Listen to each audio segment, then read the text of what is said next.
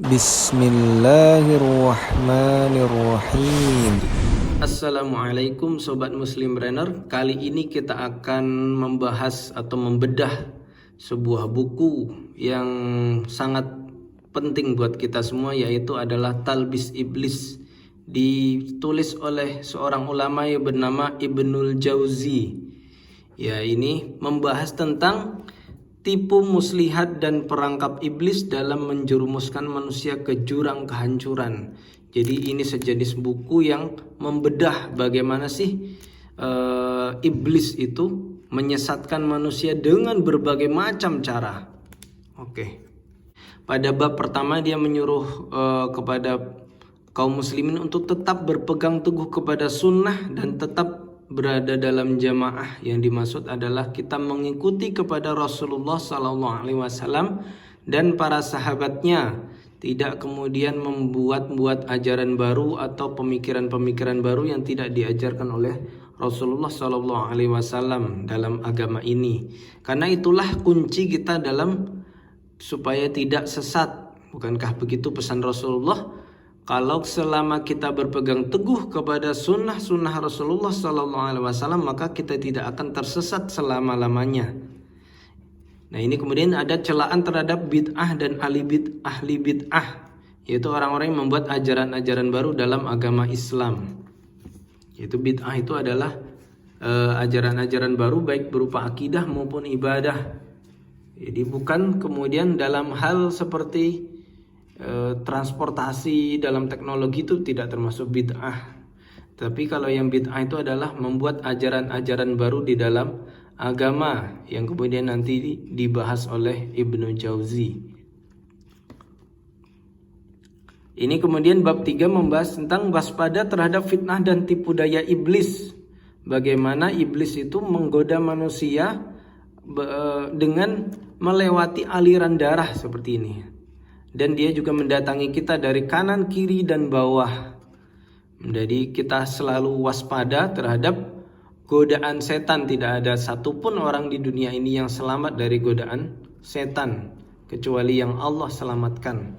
Yaitu bab 4, makna talbis dan ghurur. Yaitu di dalam Quran dijelaskan memang setan itu suka menggoda manusia dengan ghurura, qaulan ghurura, yaitu kata-kata yang indah. Jadi seakan-akan benar, seakan-akan bagus, padahal itu sangat menyesatkan, ya. Kemudian dalam bab 5 ini adalah membahas tentang bagaimana iblis menyesatkan manusia dalam akidah dan agama. Ini terhadap kaum yang suka belajar filsafat, dahriyin, naturalis, orang-orang yang suka percaya kepada sesuatu itu terjadi dengan sendirinya, orang-orang yang mengingkari hari kebangkitan, ya ini kita dapatin orang-orang sekarang, ilmuwan-ilmuwan banyak yang meragukan karena mereka belajar ilmu bukan karena dorongan iman. Awal mula bagaimana orang bisa menyembah berhala, ya dulunya kan kaum Quraisy itu adalah mereka itu mengikuti agama Ismail dan agama Ibrahim yang mereka menyembah Allah. Tapi kenapa mereka kemudian menyembah berhala? Ternyata setan punya trik khusus. Setan punya trik khusus dalam membelokkan mereka ke dalam penyembahan berhala, yaitu mereka menganggap berhala-berhala itu adalah perantara antara dirinya dengan Allah. Nah, inilah cara-cara setan dalam menggoda manusia. Ada juga reinkarnasi yang mengatakan bahwa manusia itu nanti akan hidup lagi setelah mati dengan bentuk yang lain. Nah, ini juga tidak diajarkan oleh dalam Islam, ya. Ada mujassimah menganggap Allah itu seperti manusia bentuknya. Nauzubillahi min dzalik. Dan ada juga Khawarij ini, ya, talbis iblis terhadap Khawarij yang menganggap dirinya itu adalah hanya satu-satunya orang yang beriman, yang lain kafir karena melakukan dosa. Jadi dia mengkafirkan orang lain hanya karena berbuat dosa besar, ya. Ada juga Rafidhah yang ini mereka berlebihan terhadap Ali bin Abi Thalib. Ada juga sekte salah satu dari Syiah Batiniyah. Kemudian bab 6 yaitu bagaimana iblis menyesatkan terhadap orang-orang yang mereka memiliki ilmu atau ulama. Padahal ulama ini adalah orang-orang yang memiliki ilmu terhadap Islam, tetapi kemudian iblis ternyata punya trik khusus dalam membuat mereka itu tersesat. Seperti misalnya qiraat dan qori, ini nanti dibahas dengan rinci oleh Ibnu Jauzi bahwa ketika seseorang itu membaca tetapi kemudian dia membaca sesuatu yang di hadapan manusia itu aneh, kemudian dia merasa bangga dengan itu, yang banyak manusia itu kebanyakan tidak bisa membaca dengan qiraat yang seperti itu, maka itu adalah salah satu talbis iblis ya. Ada talbis iblis terhadap ahli hadis, orang-orang yang meriwayatkan hadis, orang-orang yang belajar tentang hadis juga ada ternyata trik iblis dalam menyesatkan mereka. Fuqaha atau ahli fikih, para fuqaha yang mereka tuh mendatangi pintu penguasa, yaitu mereka tuh mencari uang dengan ilmunya. Jadi ulama tetapi kemudian dia mencari dunia dengan ilmunya. Para penceramah, pemberi nasihat, penutur kisah ya. Ini banyak yang kemudian disesatkan oleh iblis, misalnya dengan menyebarkan hadis palsu atau kisah-kisah yang tidak ada sumbernya. Ya, misalnya menceritakan sesuatu yang itu tuh termasuk khurafat ya, hanya karena ingin dikagumi oleh manusia. Kemudian dalam bab 7 ini adalah talbis iblis terhadap para pemimpin dan penguasa. Bagaimana iblis memiliki trik khusus dalam membuat mereka itu tersesat. Misalnya dengan cara tidak adil, zalim, curang, dan meninggalkan hukum Allah dan mengikuti hawa nafsu mereka. Dan ini adalah mereka nanti akan ditagih pertanggungjawabannya di akhirat kelak. Talbis iblis terhadap ahli ibadah dalam ibadahnya. Jadi ahli ibadah, orang yang suka beribadah juga tidak luput dari godaan iblis ya. Jadi mereka merasa aman dari siksa Allah, mereka bangga dengan ibadahnya, merasa aman dan lain sebagainya. Misalnya adalah orang sufi ya. Kita paham sufi itu orang-orang yang terkenal tidak cinta dunia tetapi hanya cinta Allah Subhanahu wa taala. Bagaimana setan menyesatkan mereka? Dan di buku ini paling banyak membahas tentang hal ini ya. Lihat. Ini banyak sekali dibahas tentang sufi, karena memang pada zaman hidupnya Ibnul Jauzi ini banyak sekali orang-orang yang mengikuti ajaran dari sufi atau tasawuf. Bagaimana sih setan menyesatkan mereka? Dengan cara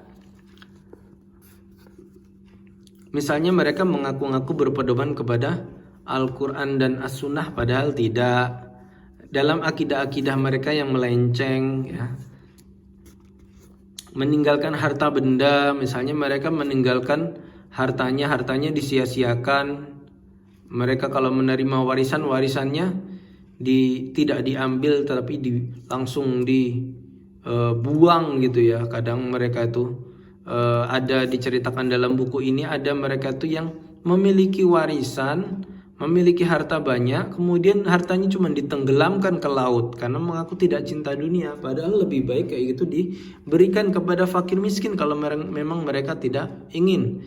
Kemudian ada juga di antara mereka yang memiliki konsep tawakal yang salah ya. Memiliki konsep tawakal yang salah, yaitu mereka tuh tidak bekerja misalnya ya, tapi kemudian hanya berdiam diri di dalam gunung untuk kemudian menunggu rizki. Ada juga terkait dengan pakaian para sufi, yaitu mereka tuh suka, di sini lihat ada tambalan ya, suka memakai baju yang ada tambalannya, dan itu merupakan suatu kebanggaan bagi mereka karena menunjukkan kezuhudan, ketidakcintaan dunia itu. Dan itu kemudian setan membuat mereka bangga dengan hal itu. Ada juga pakaian syuhrah atau memakai pakaian yang aneh, tidak umum di kalangan masyarakat. Memakai pakaian wol, nih kalau zaman dulu pakai wol itu adalah menunjukkan dia itu orang yang miskin. Beda dengan sekarang pakai wol itu kan kaya kalau di musim dingin.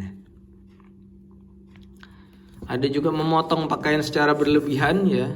Jadi dia memotong-motong pakaian gitu. Kemudian ada juga yang membuat tambalan itu dibuat sengaja gitu. Jadi bukan karena sobek terus ditambal, tapi karena memang sama dia digunting, dipotong terus ditambal. Ada juga yang menolak makan daging ini ya. Jadi seperti ajaran agama lain ya, menolak makan daging. Padahal Allah sudah menghalalkan daging-daging yang disembelih atas nama Allah, yaitu daging-daging yang halal dimakan. Ya. Ada juga ini tentang bagaimana mereka tertipu dengan yang namanya tarian, nyanyian, yaitu mereka membuat ibadah baru yang menari-nari, menyanyi-nyanyi, padahal itu tidak diajarkan oleh Rasulullah Sallallahu Alaihi Wasallam. Ya, ini diterangkan juga bagaimana pendapat 4 mazhab tentang nyanyian ya, tentang musik. Ya. Di sini dijelaskan semua dari 4 mazhab. Imam Ahmad, Imam Malik, Imam Abu Hanifah, Imam Syafi'i, semuanya mencela nyanyian, semuanya mencela musik ya. Jadi kaum sufi yang menyanyi-nyanyi, menari-nari itu tidak sesuai dengan mazhab Islam manapun. Nah, kemudian di sini juga diterangkan tentang wajid ya. Wajid ini adalah sesuatu yang membuat orang tuh di luar kontrol. Misalnya dia lagi melakukan ritual, kemudian dia pingsan, kemudian dia berteriak, memukul-mukul diri. Dan juga mereka tuh kadang membaca Al-Quran terlalu didalami, terlalu dihayati, sehingga kemudian mereka menjadi wajid. Wajid ini dikritik oleh Ibnul Jauzi karena sahabat Nabi itu adalah orang yang paling paham Al-Quran, tetapi mereka tidak mengalami yang namanya wajid. Namun beda dengan kaum sufi ini yang mereka tuh mengalami yang namanya wajid, baik ketika mereka menyanyi, mereka menari, atau mereka membaca Al-Quran yang kemudian terlalu dihayati, kemudian membuat diri mereka itu di luar kontrol. Bisa saja dengan teriak, mukul-mukul diri, atau loncat-loncat, atau pingsan, dan lain sebagainya. Itu adalah fenomena wajid ya. Kalau Anda pernah melihat ritual-ritual kaum sufi itu ya, itu namanya wajid. Ada juga ini terkait dengan sufi ini, dia itu ada yang meninggalkan menikah ya. Jadi dia tidak menikah, tapi kemudian iblis membelokkan mereka kepada hal yang lebih hina, yaitu mereka suka dengan bergaul dengan remaja belia. Remaja belia itu apa sih? Yaitu laki-laki yang masih muda. Jadi laki-laki yang masih muda itu malah disukai oleh sebagian dari sufi di masanya Ibnul Jauzi ini ya. Yaitu adalah remaja yang belum punya jenggot atau janggut ya, masih muda. Jadi malah terbelokkan kepada homoseksual ya, kepada liwat. Kenapa? Karena mereka mengingkari fitrah manusia, yaitu fitrah manusia itu adalah yang namanya laki-laki menikah dengan perempuan, tapi itu kemudian ditinggalkan, sehingga kemudian iblis membelokkan mereka ke yang lain yang Allah haramkan, yaitu menyukai atau homoseksual itu tadi ya. Mengerikan. Ada juga klaim tawakal namun tidak mau berusaha dan tidak siap siaga dalam persoalan harta. Dan ini banyak sekali dibahas oleh Ibnu Jauzi dalam kitab ini tentang kritik-kritiknya tentang bagaimana setan menyesatkan kaum sufi, sehingga kemudian kaum sufi ini disesatkan oleh setan. Ini masih banyak lagi yang lain. Ini kalau Anda ada rezeki, silahkan dibeli kitab ini karena bagus sekali. Karena kalau kita hidup kemudian kita tidak mengenal trik-trik setan, nanti kita takutnya akan masuk ke dalam salah satu jebakan setan ya. Ada juga ini sufi yang tidak menghargai kitab ya. Jadi kitab itu mereka tuh anggap tidak mau belajar gitu karena mereka sudah menganggap dirinya mengenal ma'rifat, kemudian kitab-kitab itu justru dibuang ya. Nah, ini sedih sekali saya waktu baca ketika kaum sufi ini tidak menghargai kitab, bahkan ada kitab-kitab tuh yang sampai hilang, tidak sampai kepada kita, kitab-kitab para ulama karena dibuang oleh mereka. Ini juga ada talbis iblis terhadap sesuatu yang menyerupai karomah. Jadi bukan karomah tapi menyerupai karomah. Karomah itu adalah diberikan Allah keajaiban gitu ya, yang seperti mukjizat tetapi diberikan kepada wali Allah, bukan kepada nabi. Sesuatu yang menyerupai karomah itu kemudian bisa menyebabkan orang tersesat. Ya misalnya kita lihat ada orang bisa ngapain, misalnya bisa berjalan di air gitu ya, atau dia bisa mengeluarkan sesuatu dari tangannya, bisa mengeluarkan air, bisa mengeluarkan emas, atau bisa terbang, bisa menghilang dan lain sebagainya ya. Itu adalah sesuatu yang menyerupai karomah, tetapi kadang-kadang bukan karomah tetapi sihir ya, gitu. Itu hati-hati kita terhadap seperti itu. Dan kemudian talbis iblis terhadap orang awam ya, yang seperti kita-kita ini. Bagaimana sih iblis menyebabkan kita itu menjadi tersesat? Misalnya dalam fatwa, para fatwa juga ihwal mencela ulama. Jadi orang-orang awam tetapi mencela ulama gitu ya. Nah, itu adalah godaan iblis ya. Juga kita lebih memilih mengagungkan orang yang zuhud daripada ulama. Ini juga dikritik oleh Ibnul Jauzi. Jadi kalau ulama, orang-orang yang mengajarkan kita tentang ajaran-ajaran agama itu kita remehkan. Sementara kalau orang yang zuhud tidak mengajarkan agama tetapi dia itu misalnya orang yang meninggalkan dunia, itu malah lebih dihargai oleh orang awam. Nah ini bisa menyebabkan kesesatan. Ya, bebas berbuat maksiat ya, maksiat itu banyak menyesatkan kaum awam. Faktor keturunan, misalnya dia mengira dia keturunan yang dari orang-orang yang solih padahal dia tidak berilmu, maka itu tidak akan bermanfaat. Atau mengandalkan satu jenis kebaikan, perampasan harta. Ada juga yang lebih memilih ibadah sunnah daripada yang wajib. Nah, ini misalnya kalau bulan Ramadan sholat tarawih tetapi tidak sholat 5 waktu. Itu berarti dia sudah mengutamakan yang sunnah dibandingkan yang wajib. Atau tidak sholat 5 waktu tapi sholat hari raya. Nah, gitu. Itu orang awam ya, cara iblis menyesatkan seperti itu. Ada juga tentang majelis zikir, pemilik harta yang memiliki harta banyak, dan terhadap khusus kepada perempuan juga dibahas di sini. Dan bab terakhir adalah talbis iblis terhadap semua orang dengan panjang angan-angan, karena namanya manusia itu angan-angannya memang panjang ya. Karena orang itu mengira dia itu nanti akan bisa bertaubat, tetapi ternyata waktu kematian tuh lebih dulu daripada angan-angannya. Ingatlah itu. Jadi ketika kita ingin berbuat dosa, nanti bisa taubat. Ternyata waktu mati kita itu lebih cepat dibandingkan rencana taubat kita. Na'udzubillahi min dzalik ya. Itu adalah setan menyesatkan kita dengan cara seperti itu. Ini adalah biografinya Ibnul Jauzi ya, namanya ialah Jamaluddin Abul Faraj. Dia ini dikenal dengan nama Ibnul Jauzi. Dia lahir pada 510 Hijriah di Baghdad, makanya namanya adalah Al-Baghdadi nama kakeknya ya. Abdurrahman bin Ali bin Muhammad bin Ali Al-Quraisy Al-Baghdadi. Jadi orang Quraisy tetapi dia ini orang Baghdad atau lahir di Irak.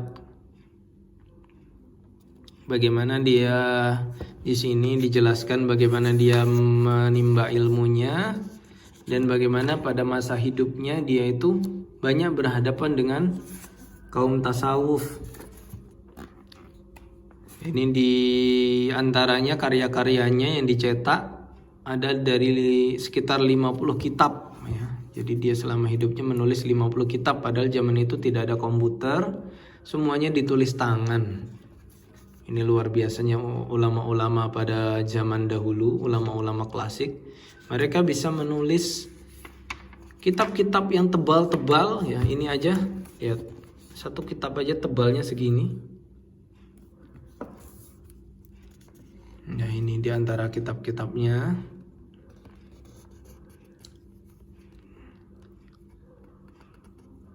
Dan dia kemudian meninggal pada tahun 597 Hijriyah, tepatnya waktu sore di antara maghrib dan isya, dan dimakamkan di dekat makam Imam Ahmad bin Hambal rahimahullah. Ya, ini adalah salah satu kitab ulama klasik yang lahir pada 500-an Hijriyah, yang mana menjelaskan kepada kita tentang bagaimana sih iblis dalam menyesatkan manusia. Maka kalau kita ada rizki, memiliki kelebihan rizki, sebaiknya saya sarankan untuk membeli kitab ini. Karena kitab ini selain juga membahas tipuan setan, juga membahas penangkalnya, yaitu bantahan dari setan tersebut. Karena kalau kita digoda setan, kemudian kita tidak punya penangkalnya, kita bisa-bisa mengikuti setan tersebut. Maka kita harus menangkal godaan setan tersebut dengan bantahan-bantahan dari argumen-argumen setan ya. Oke, sekian dulu sedikit bedah buku dari Talbis Iblis ini. Semoga bermanfaat. Barakallahu fikum. Wassalamualaikum warahmatullahi wabarakatuh.